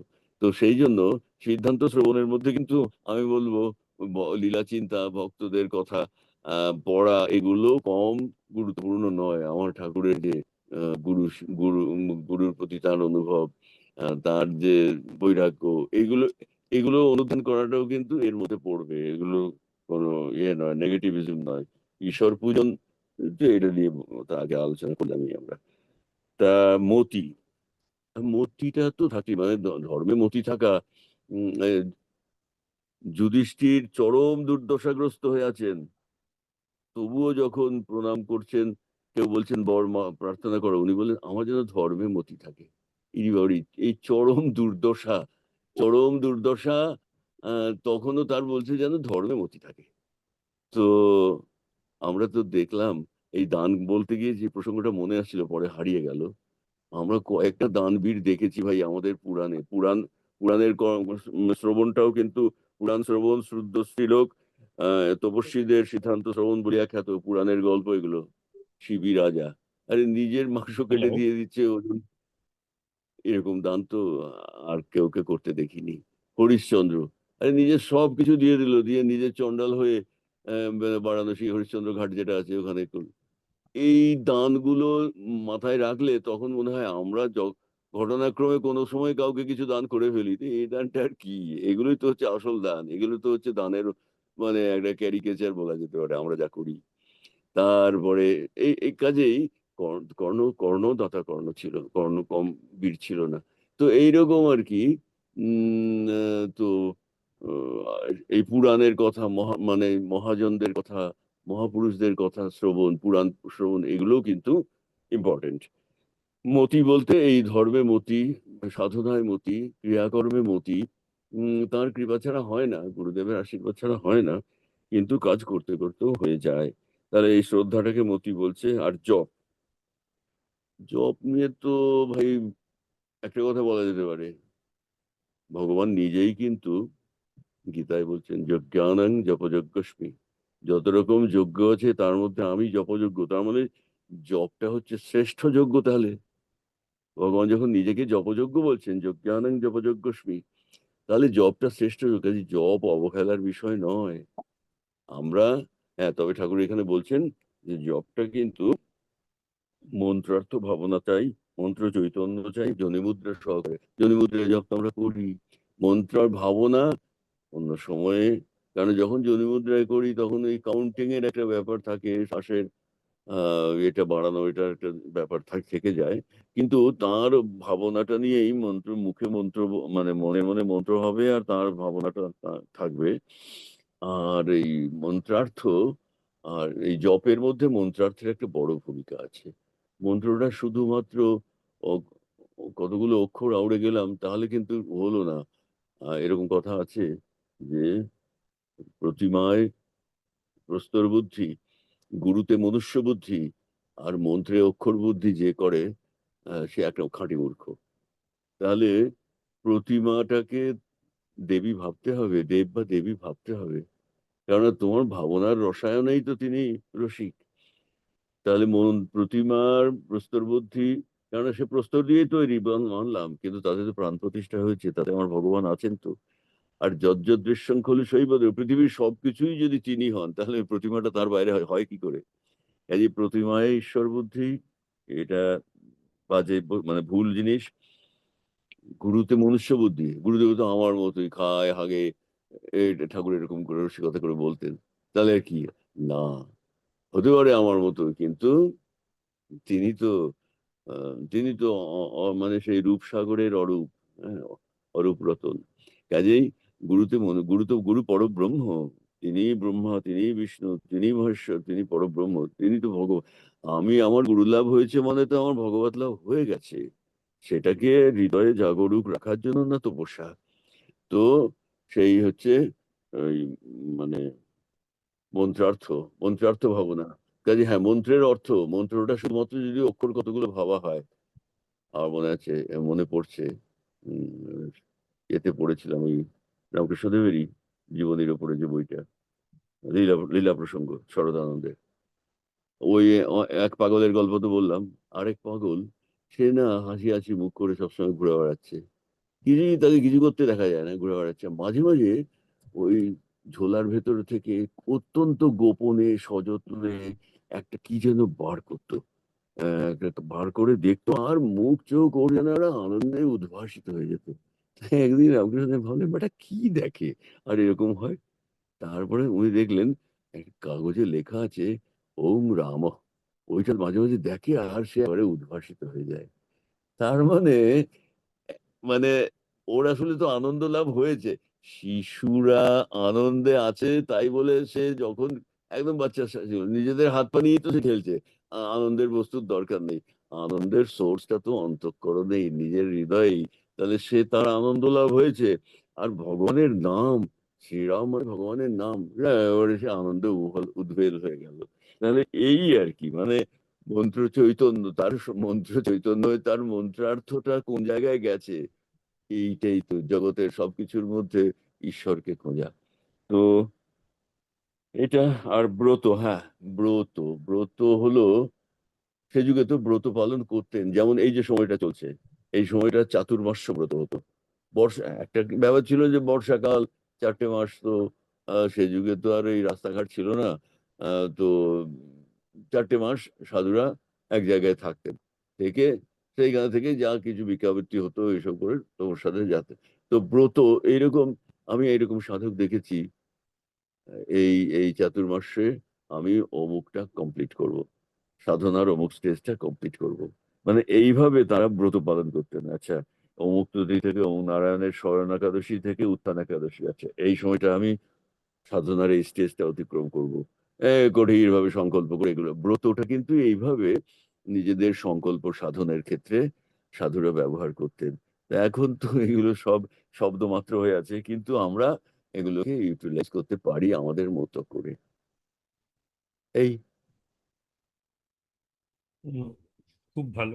এখানে একটা যে আপনি বললেন কর্কনিয়াস হ্যাঁ, হ্যাঁ, দিয়ে যে একা থাকা, এখানে হ্যাঁ। অনেকেরই উপলব্ধি আছে যখন ক্রিয়া করে এবং গভীর ক্রিয়া করে তখন পাশ দিয়ে মনে হয় যে আরেকজনের শ্বাস বইছে, সে একই সময় আরেকজনকেও শ্বাস ঠিক, ঠিক, নিচ্ছে। ঠিক, ঠিক, তো ঠিক।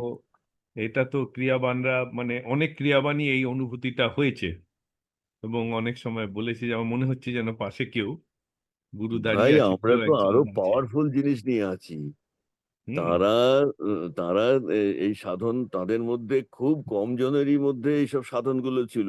অধিকাংশ ক্রিশ্চিয়ানিটি, আমি তো কথা বলেছি, ওদের প্রেয়ার আর ফাস্টিং বলে এটাই তপস্যা। বিশেষত প্রোটেস্টান্টের মধ্যে, ক্যাথলিকদের মধ্যে তবু সাধন ভজন কিছু আছে, রোজারি টোজারি আছে। তো তারা ওই করে করে পায়, আর আমাদের তো এবারে সাক্ষাৎ ভগবান স্বরূপ গুরু, ভগবান স্বরূপ বস্তু দান করেছেন, আমরা পাবো না তো কে পাবে? হুম। তো কারো কোনো প্রশ্ন আছে?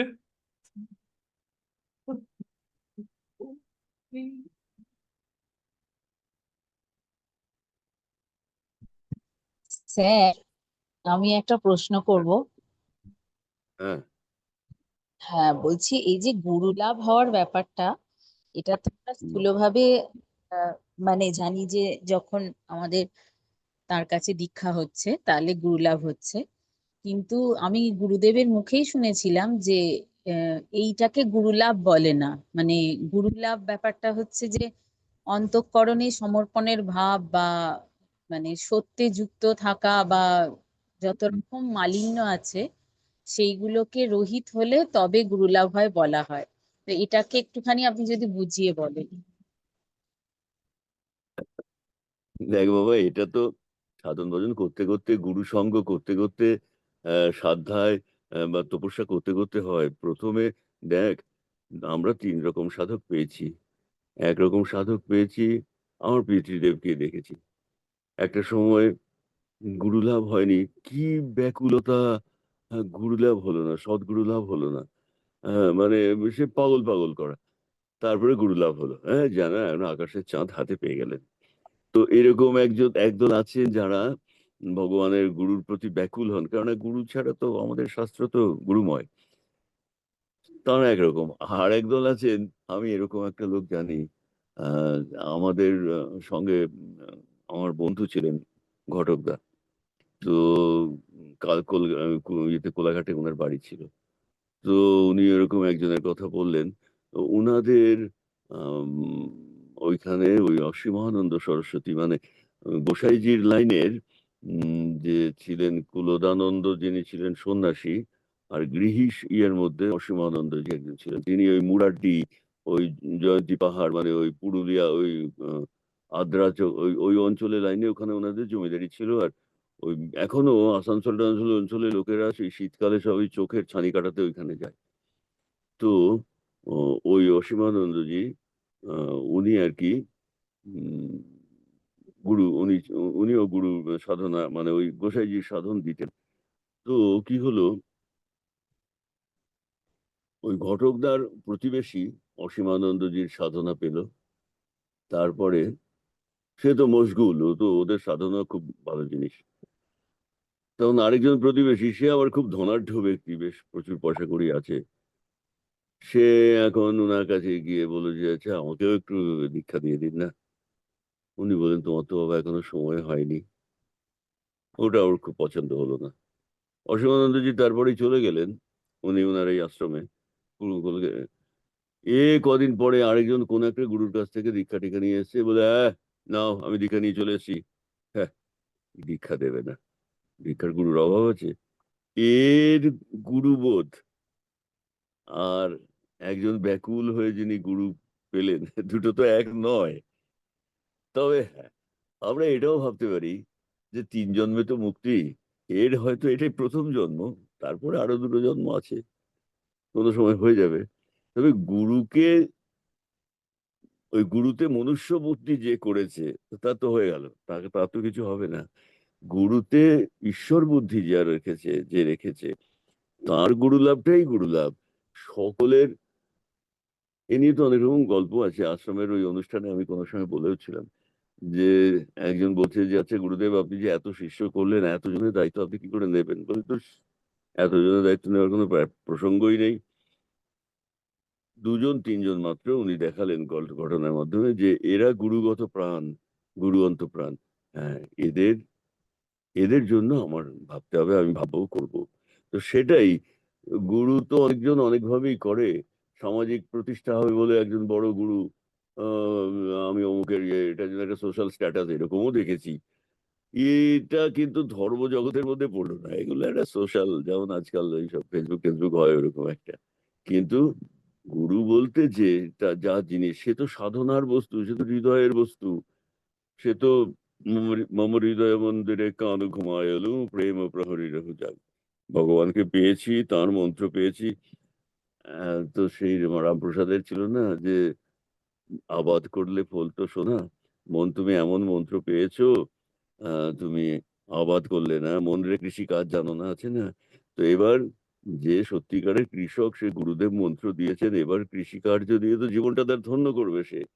আর যারা জানে গুরু একটা সোশ্যাল সিম্বল, তার তো ব্যাপারটা অন্যরকম।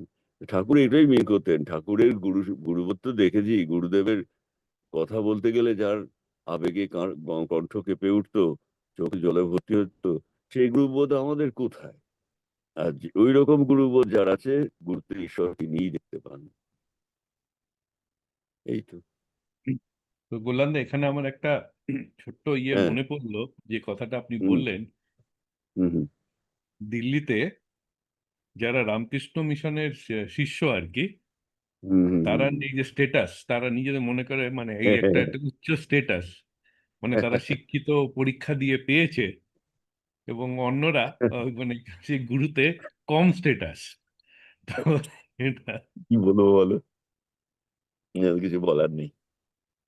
হুম তো হ্যাঁ, আর কোনো প্রশ্ন বা আছে কমে কিছু বলা,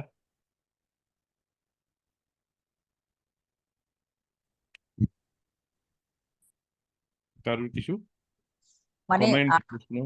হ্যাঁ, কথা জানতে ইচ্ছা করছে যে এই যে স্যার বললেন যে মানে 2-3 জন যারা গুরুগত প্রাণ তাদেরকেই গুরু, মানে তাদের কথা ভাববেন বা তাদের জন্য মানে যা রেসপন্সিবিলিটি, কিন্তু মানে যারা ধরুন আমরা এখনো সেইভাবে গুরুগত প্রাণ হতে পারিনি, তাহলে মানে আমাদেরটা কি ওই 3 জন্মের মধ্যে সেটাই হবে, নাকি আমাদের কথাটা উনি ভেবে আমরা যদি মানে শেষের দিকটাও যদি মনে করি যে এইবারে আর সময় নেই, এবারে আমাদের উঠে পড়ে লাগতে হবে, হয়তো আমাদের শক্তি কম, কিন্তু মনের দিক থেকে যদি আমরা ভাবি যে না আর সময় নেই, এবারে শেষের দিকে চলে এসেছে, এবার করতেই হবে, তাহলেও কি গুরু আমাদের সব অপরাধ ক্ষমা করে আমাদের দিকে তাকাবেন?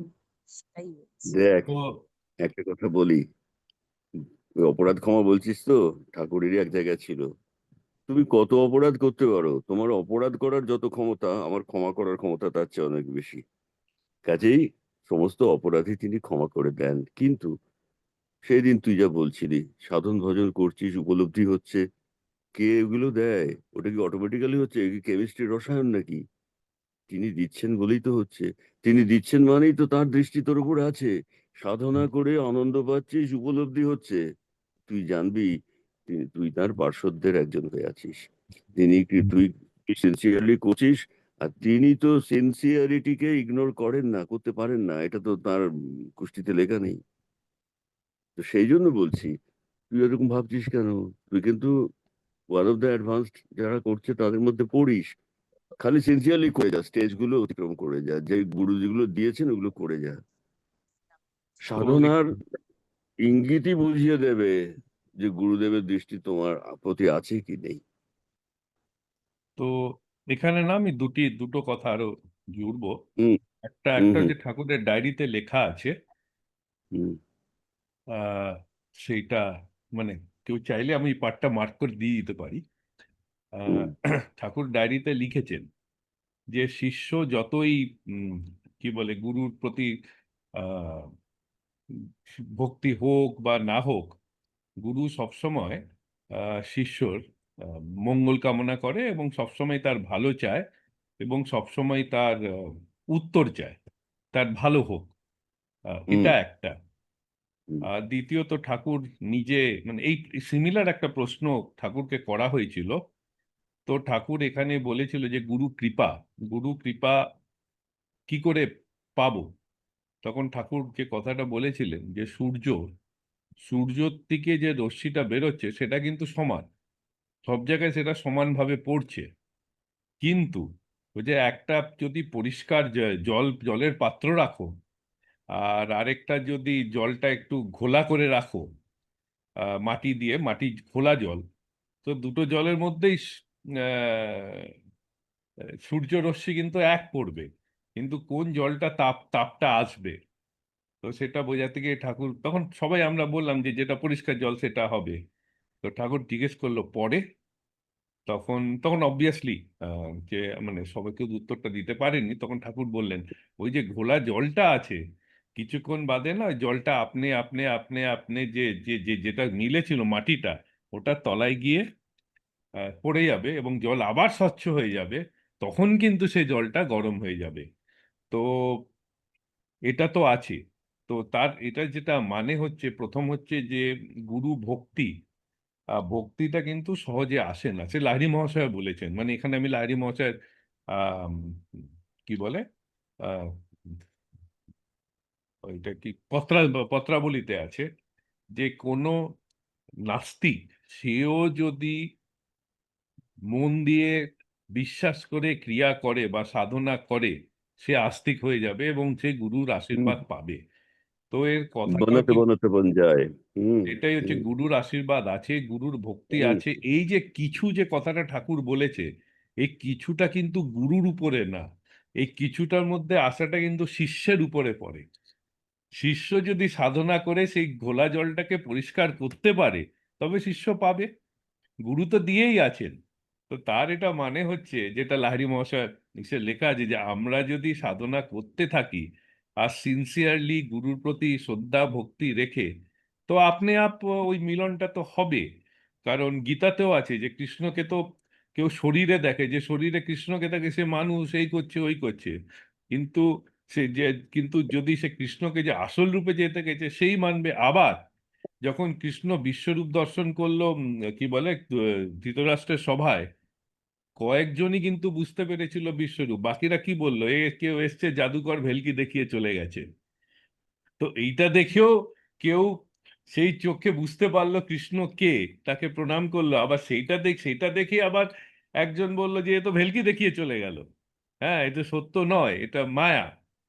তো সেই ভক্ত যদি ভক্তি তার আস্তে আস্তে সাধনা করতে করতে বাড়ে, সেই জন্য তো যম নিয়ম সাধন এইগুলো আছে, তো করলে গুরু আপনি আপ হবে। তো সেইটা নিয়ে অ্যাকচুয়ালি মানে এটা কোনো ইয়ে নয় যে এই জন্মে পাবো কি এই জন্মে পাবো না। এবং আমি আহ, এটাও শুনেছি যে মানে মানে অনেক গুরুরাই বলেন যে যে ক্রিয়াতে কারুর যদি খেচড়ি, মানে ক্রিয়া তো খেচুড়ির মধ্যে খেচুড়ি সিদ্ধ ক্রিয়া কেন, অনেক যোগের অনেকই সেই খেচুড়ি সিদ্ধি বা খেচুড়ি আহ, লেগে যাওয়াকে একটা একটা বড় অ্যাচিভমেন্ট বলে। এবং খেচুড়ি তারই লাগবে যার পূর্ণ পূর্ণ সংস্কারটা কেটেছে, সুষমনার দ্বার খুলছে। পূর্ণ পূর্ণ সংস্কারটা না কাটলে তার খেচুড়ি লাগবে না, এটা তো ঠাকুরই বলেছেন। যখন লেগেছিল তখন এই ঘরে বসে বলছে, কল্যাণদা সামনে ছিল।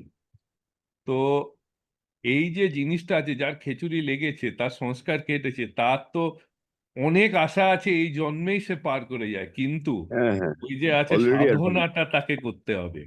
হ্যাঁ, এটাই কথা। সাধনা তাকে করতে হবে, সাধনা না করলে ঠাকুর এক লেভেল অব্দি টানতে পারে, কিন্তু সাধককেও তো সাধনা করতে হবে। সে যদি হাত বাড়ায় গুরু হাত ধরবে, কিন্তু হাতটা তো হুম। হুম। সাধককে বাড়াতে হবে, তবেই গুরু নিশ্চয়ই। হাত ধরবে। এটা তো ঠাকুরই বলে গেছে। তো হ্যাঁ, এটাই হ্যাঁ, আমার একটু মধ্যে অ্যাড করার আছে আর কি। ঠিক ঠিক ঠিক।